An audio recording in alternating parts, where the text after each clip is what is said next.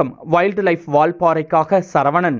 சமவெளி பகுதிகளில் வெயில் வாட்டி வதைத்து வருவதால் வனத்தில் வறட்சி நிலவுகிறது. இது வனப்பகுதியையும் விட்டு வைக்கவில்லை. இதனால் தண்ணீர் மற்றும் உணவு தேடி யானைகளின் கூட்டம் இடம்பெயர்ந்து வருகின்றன.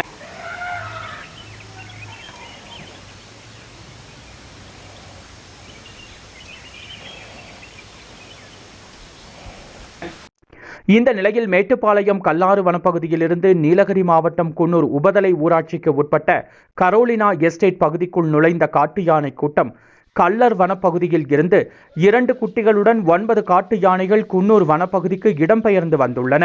இவை கடந்த ஒரு வார காலமாக ரன்னிமேடு, காட்டேரி, கிளண்டேல் போன்ற பகுதிகளில் முகாமிட்டுள்ளன.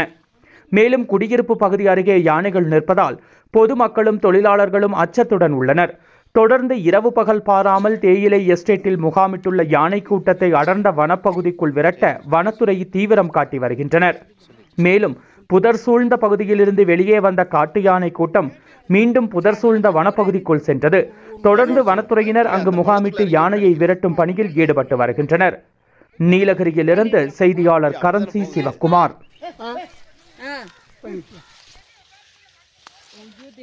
நான் சதீஷ் ஃபோன் பண்ணுக்கா சார். இது நம்பர் இல்லையே. லாஸ்ட் நம்பர் சொல்லு.